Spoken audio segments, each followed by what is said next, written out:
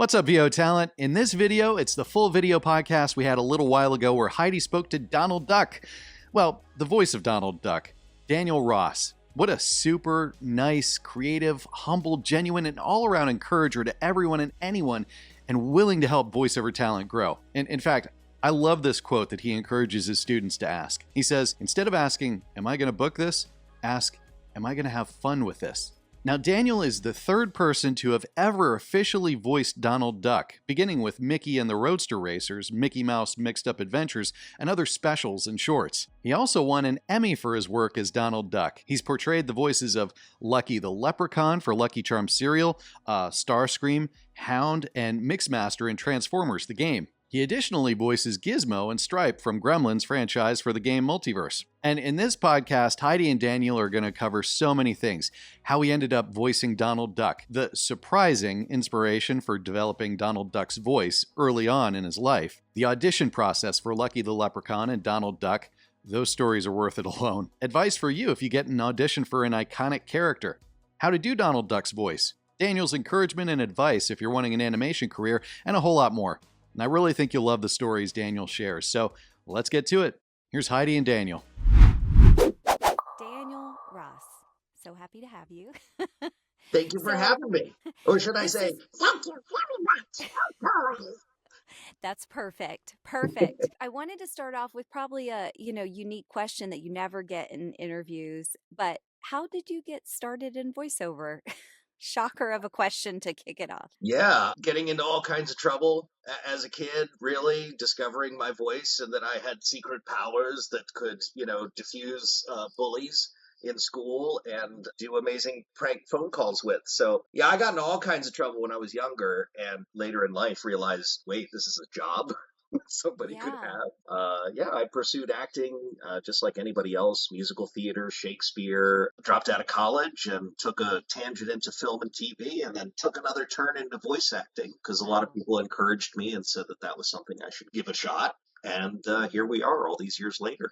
Do you keep in contact with any of those past bullies? Have you sent them a little nice message? No, we've moved on. I don't know all the people that I was in, middle school with. I do keep in touch with some high school friends, but none of the bullies.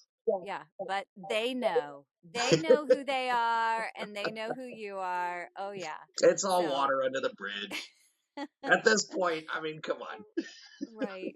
That is really cool, though. I think that's really good to know that this was something that did help kind of ease that issue. But in the same way, you're doing a successful career out of it. And your mom played a really big part, though, in you even developing the Donald Duck voice. Can you talk more about that? Yeah. My mom, Michelle, she was quite a lady. She was very creative, very whimsical. She was a stay-at-home mom. Every day that I would come home from school, there was a new piece of artwork that she had been working on. She would sculpt, paint, draw, sketch. She illustrated for magazines. She did logos and murals for companies and other things. And she was just a very creative individual. So I was always inspired by that. And it just happened to be that our love language was talking like Donald Duck because she taught me when I was a little kid how to do that. And so that was kind of like our thing. And it was really special between the two of us. And when all of this happened in real life, it was just one of the highlights of both of our lives. And being able to connect on something that had so much history between the two of us, it was very special. It was very, very special. And was she a voice actor or no? No, but she probably could have been in another life. She definitely did some voices, but it was not her forte. We all express ourselves creatively in different ways. And for me, it was the performing arts. I love to make people feel. I like to stir emotion in other people. And she likes to do that through the medium of drawing and sketching and, bringing things to life out of other things. So we converged on similarities in our creativity, but came at it from very different measures. Yeah. So you moved to LA to pursue acting and career in entertainment. Did you come out specifically going like, I want to be the voice of Donald Duck? Or how did that even come about? I was in the right place at the right time. Literally, And look, that could be debatable about like, oh, the universe had a plan for you, like that's certainly debatable. I just like to say I was in the right place at the right time. But yeah, I grew up in Washington D.C. and Maryland, and I had always been involved in acting and performing, and I started to produce my own content. My buddy and I, Justin Timpain, we started making our own movies and distributing them, and that was a lot of fun, but it was a part-time gig, and I was working full-time in retail, in management. I worked at Target. I was a store manager at Blockbuster. Now I'm really dating myself if the gray in my beard hasn't already done it. It was something that I did as a hobby, and I really had a lot of passion for it. But as I was getting older, it was like, how many opportunities do you have? Let's give that land far yonder, Hollywood, a try and see what Yeah. happens. And it was through a series of events that I made that decision, and I trusted my gut. My gut was telling me, I think it's time. I think you should be doing this. And I had to listen to that. And so Mm. I said goodbye to my family and my friends and my job and,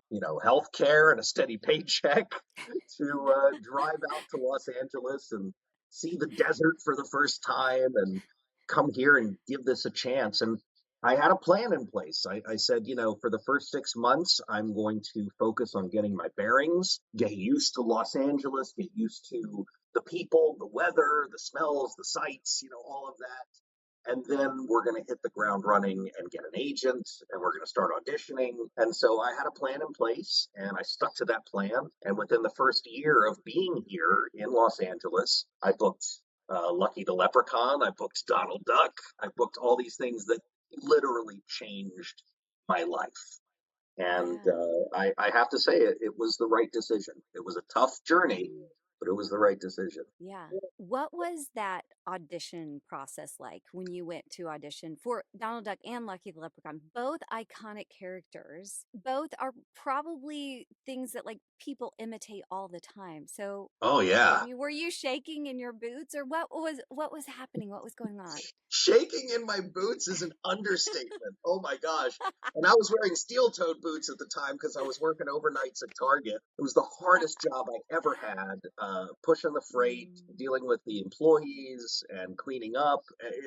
9 p.m. till 8 a.m. every single day. It was the Oh my most physical gosh. job I ever had, but I had my days free. And so I could audition, I could go to networking events, I could be seen. Even if there were large bags under my eyes, I could still be seen. And Yeah. I really made the most out of it at the time. And so, when Lucky came around, that was just a regular audition. There really wasn't anything spectacular about the process. They were looking for a Mm. voice match for an actor named Doug Prees, who had been the voice of Lucky for many many years. He had a very soft Irish voice, and so they wanted something in that realm, and so that's what I did. So I want to say, like, I'm happy to have done Lucky, but there's nothing really unique about what I brought to Lucky. I was literally just doing Right. what Doug Priest had done. And so Yeah. Lucky came about the day that I quit my job, which again was another sign from the universe. I think you're doing the right Wow. thing here. My plan was, okay, we're going to get rid of the steady paycheck and the health care, and we're going to do this full time. I had started to book some things here and there, and it felt like, again, I'm listening to my gut telling me now is the time to really launch into this. And I can Mhm. drive for Lyft if I need to, but this is what I Mhm. wanted to do. And as I was driving off the parking lot after I said my goodbyes on my last day, 10 years of working at Target, my agent called and said, you booked Lucky. And so I had to pull over my car and say, I got lucky. I got lucky. I Like, got lucky. talk about a double Literally. entendre there. Right. So much Oh my meaning in that. And gosh. I wept as a man does in his Yeah, vehicle, of and course. proceeded to work the gig. And then Donald came not much longer thereafter. Wow, that is amazing. So, when someone does happen to get an audition for one of these iconic characters in voiceover, is there any type of like encouragement or tips or advice that you would give going into that audition? Because that, like you said, that is so nerve wracking. Even if you've been like, I've done this voice all my life, I know this voice, but it's still, ugh, the nerves. Yeah. Well, I'll say for Donald in particular, when they sent out the auditions, it was a wide audition, and they were looking for a voice match of Clarence Ducky Nash. who was the original voice. So Clarence Nash voiced the character from 1934 to 1984 when he unfortunately passed away. Tony Anselmo took over and has been doing the voice for 30 plus years. And so, I'm the new guy. And I was lucky enough to work on a show called Mickey and the Roadster Racers. But I think in terms of advice and tips, you got to give them what they're asking for. If they're looking for a voice match, that is what they're looking for. But then the next layer to that is to imbue it with something, imbue it with a piece of yourself. And for me, what I decided early on was I want whatever iteration of Donald Duck there is, I want it to be imbued with the love that was shared between me and my mom. That was really important to me. There was a sense of play, there was a sense of family. And, Donald is all about family. He's got his nephews, and, there's a rich history with that character. And so he's also temperamental and he's got, some issues, but it was just an angle that I really wanted to play. And so I got my call back. That was a Disney TV animation in person with like probably 50 other people, mostly celebrities. And so I'm sitting in the room with some of my idols and people that I'm just like, oh my gosh, I've only seen you on TV. This is not intimidating in the least. I was thoroughly intimidated. But, I went into that audition. I'm listening to, Eminem in the car. You got to lose yourself in the music. Like I'm just pumping myself up. I'm like, I'm here. You made it. You made it to Disney. Disney wants to see you. That was the pinnacle, my Everest at the moment. And so I just went in there with all the confidence of the world and my, well wishes from friends and family who really were the wind in my sails in that moment. I'm like, if I'm here for one reason, it's because of all the people who have supported me and built me up over the years, and I carry them with me into this moment.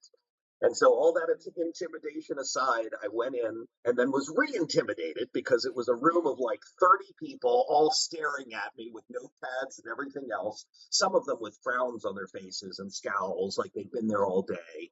And I'm just like, oh gosh, please like me. That's from Yeah. Chorus Line. God, I hope I get it. I hope I Right, get it. right. And Yeah. so, yeah, I just did my best. I tried to infuse a little bit of myself into it. There was a moment that I'm told is when they made the decision.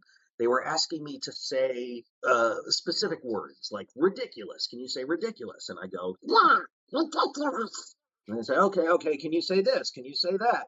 And then I was like, can I offer a suggestion? And they went, yeah, okay, sure. And I'm like, oh God, I said words I shouldn't have said. Uh, what about this? And I went,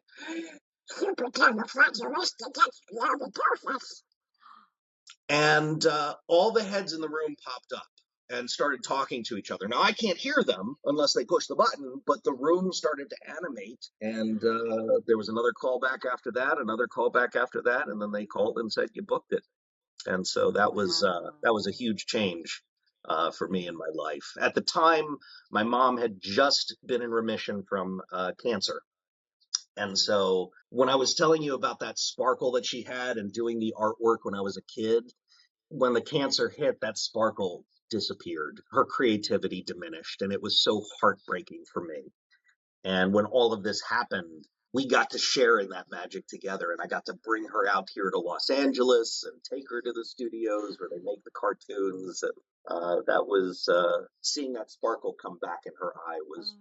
true Disney magic to me. And a side of this job that I just didn't anticipate. It was just so wonderful to be able to share that with her. Gosh, that is so beautiful, Daniel. That's so cool. The way I know it, Yeah. it's one of those things I carry with me all the time. Anytime I get to like go to a convention and talk with another fan and relate about their person who used to do Donald for them, their grandfather, their dad, uncle, Yeah. whomever it is, a lot of the times they're not here with us anymore and I can relate. And it's so Mm. special to be able to share that. And again, nothing that I ever anticipated. Yeah. You were meant to be that character. I mean, yeah.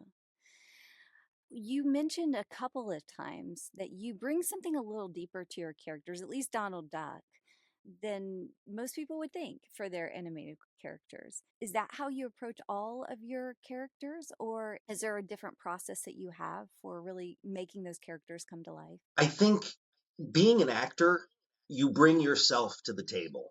You filter every emotion, every idea through the prism of who you are as a person and your lived experience. And so I try to galvanize and focus on the things that have brought me joy in my life.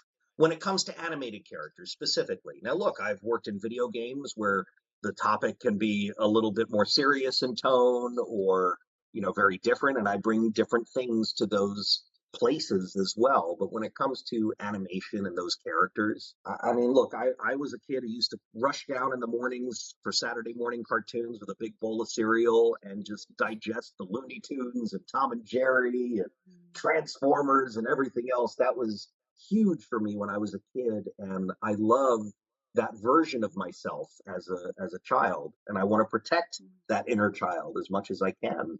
And I've discovered that through animation, through these characters, not only am I protecting my inner child, but I'm using that to help other people protect theirs.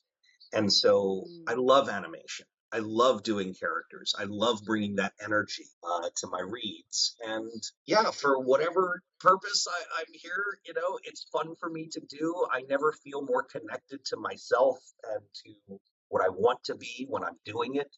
And so there's nothing else I could ever imagine doing in my life. Yeah, it's really special. It's very, very Yeah. special what I am fortunate enough to get to do. Hmm. I've never heard anyone talk about animation and creating characters like that. I think it's a really beautiful way to think about it. You're doing something more than just telling a story. Like, there's so much more depth to it, what you're Well, I doing. realized You're giving I used them. to go to conventions and I would meet other voice actors, and there was that moment inside of me where I would get excited because I remembered how they made me feel. And a lot of the times that was a solace from the real world and the things that as we become adults, we sometimes lose sight of that innocence inside of us. And so that Yeah, became a fascination of me and really important for me. yeah. So yeah, I do this to try to protect it in other people. Of course, it's a job. I like my job. I like earning money and living, but there's more to it than I ever thought. Yeah. Let's talk about something kind of technical because I can't even, I mean, I have tried the Donald Duck voice and it is not pretty. But let me tell you, my vocal cords are going like haywire in there, even when I attempt it. So, protecting Well, your you're going to voice have to doing attempt these it. You characters. can't just set it up and not do Oh my gosh. Oh no, this is so embarrassing. I mean, it. no. Okay, so I'll try and say supercalifragilistic. Supercalifragilistic. See, I can't even. It just sounds like a gremlin. This is what this is. Hey, you got a good gremlin voice in there, and I've done those too. Is this where I discover my gremlin voice? Is this what That's this how you is do the it. You day? got to play with yourself. You got to play with yourself, know your instrument, which is what I always say. Yeah. It's called buccal Okay. speech, and there's a pocket of air in your cheek, right where my dimple is, and you don't actually engage the vocal cords at all for Mm. Donald Duck talk. It's just a pocket of air that makes the sound, and so I'm manipulating my mouth to be able to articulate in the front and do hard consonants in the back of the throat. So it's a multi-engagement process that I'm using, Mm. and it's very difficult to teach other people. But the best Mm-hmm. thing that I could say is if you can hiss like a cat, you see how my Mm. tongue kind of bunches up and vibrates against the back of the tooth back Yeah. there? Yep. I take that and move that pocket right around here. So if you can figure that Wow. out, if you can figure out how to manipulate that, you're already like halfway there. Oh my goodness. That's so fascinating. Everybody that is listening right now is trying it out, whether they're in their I can car hear it or at their the top of me. kitchen or house. Yes. Can you hear it all over? I feel it. It's Oh into the my gosh. duckverse. Into the duckverse. Yeah. I feel it in the web of ducks in the universe. Except for Daffy. Not that guy. Oh He's my not invited. gosh. Daniel, you've had a successful career, voiceover career, and it's beyond even just animation. So, but have you ever had that moment where you just had, I mean, I guess it would just be the biggest aha moment in your voiceover career, whether that's like, okay, this is how I can sustain this, or, oh, I had things, I was looking at it a wrong way before, or, did you have any of those moments? Yeah, absolutely. I think just from an acting side of things, I read a book once that was talking about audition techniques, and there was something to do with Danny DeVito climbing up on a table and taking his shirt off for an audition. And I read about that, and I was like, that's something that he chose to do in the moment. Strange choice, but it was a choice, and nobody forgot him.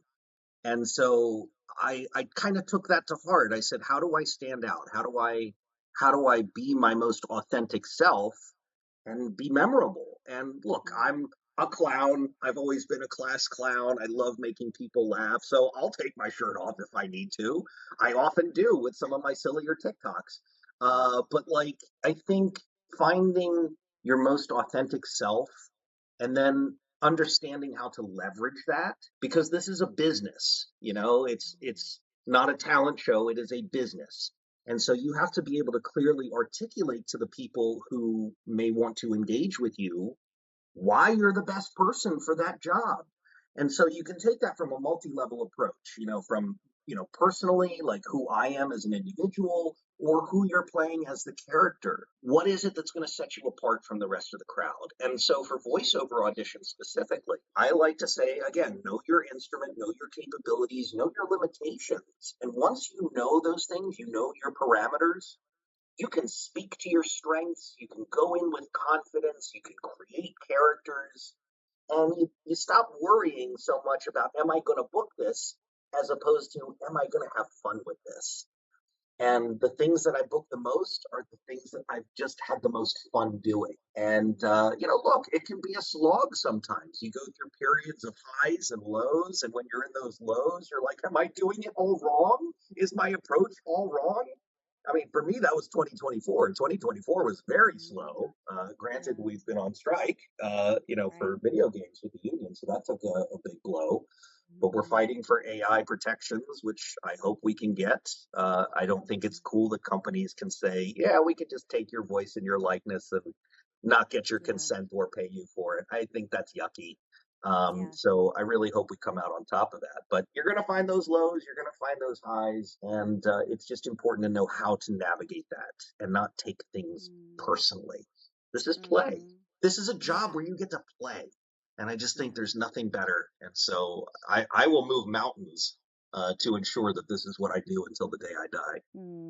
Daniel, for anyone that is wanting to pursue animation, I mean, you're leading a workshop with us coming up, which we're so Yeah. excited about. But if there's anyone that's wanting to pursue animation, what would be the advice that you would give them? Well, first of all, I love teaching. It's something that I used to do when I worked in retail. I would teach, regional workshops. I teach all the new trainees. I love teaching, and I love being in a position where I can kind of throw down the ladder and say, "Come on, everybody! Like, there's no gatekeeping here. Let's get together and let's play together, and let's get a sense of what this really means, to do the work behind the scenes." Because you have to do the work. You have to put in those 10,000 hours before you can really gauge whether this is the right thing for you or not. And listen, somebody told me a long time ago, don't be afraid to let your dreams change. And that was a Mm. really important piece of advice, because I thought I was going to be doing, film production and on camera indefinitely. I never even considered voice acting until it presented itself. And then I took that swing, and it wasn't a miss. So don't be afraid to let your dreams change, but you got to put in that work. I think, I'm going off on a tangent here. What was the first part of the question? No, just advice for Advice. someone wanting to pursue animation. But you Yes, were yes, giving great advice. I, advice. I get Yeah. in my own head sometimes. I think for animation specifically, you really have to give yourself permission to play. I can't tell you how many times I've worked with somebody, and this is not to be derogatory in the least, but I've worked with people who are, at their microphone, working from home, and they're restraining themselves because they have neighbors or they have somebody in the other room who they don't want to disturb. Mm. And my thought process is, no, you're going to have to disturb them. You're going to have to get loud. You're going to have to get messy. You're going to have to be free with yourself, because you can't constrain those characters that you're trying to create. And so the people around you just have to be understanding. My neighbors, I have given them gift baskets and I have said, listen, if you hear bloody screaming murder, it's not that. I'm a voice actor and I'm probably dying in a scene. So Right, don't right. call the police, which has happened to Yeah. me before. Oh my So gosh. you've got to be free with what you're doing. You have to give yourself permission to play. Mm, And I think yeah. once you do that and you connect with that side of yourself, animation is something that is attainable. Listen, it's a Mm. hard market. There's a lot of amazing people in the animation industry, in video games, in anime, but it is not unattainable. It is not unattainable. You just have to put in the work. That is such a great place to end on such an encouraging and Yes, your inspiring neighbor's not calling the note. police. That's a great place to end. I know, I know. I was just thinking, oh my goodness, poor voice actors that something does bad, like bad happens, are like, shoot, nobody's gonna believe me. Nobody's gonna come to my rescue. They're like, they're just working. Exactly. Oh my gosh. It's a Thank you so Tuesday. much. Yeah, exactly. It's just a Tuesday. Thank you so much, Daniel, for being on the podcast. And thank you so much for leading the workshop with us too. We'll put the link in the show notes so you can join us if you would like to learn more from Daniel. That would be awesome. Hey, on that note, I just want to say, like, it would be a pleasure to work with you. I love teaching. I love sharing my knowledge. So I really put as much as I possibly can into these workshops. So you're in good hands with Heidi and crew, and I look forward to working with you. And in the meantime, if you want to follow me on social media, I'm actor Daniel Ross across social media. Come and join in on the shenanigans. Awesome. And we'll put that link in the bio as well. Thanks, Awesome. Daniel. Thank you. Bye, everybody. I hope you enjoyed that video version of the podcast.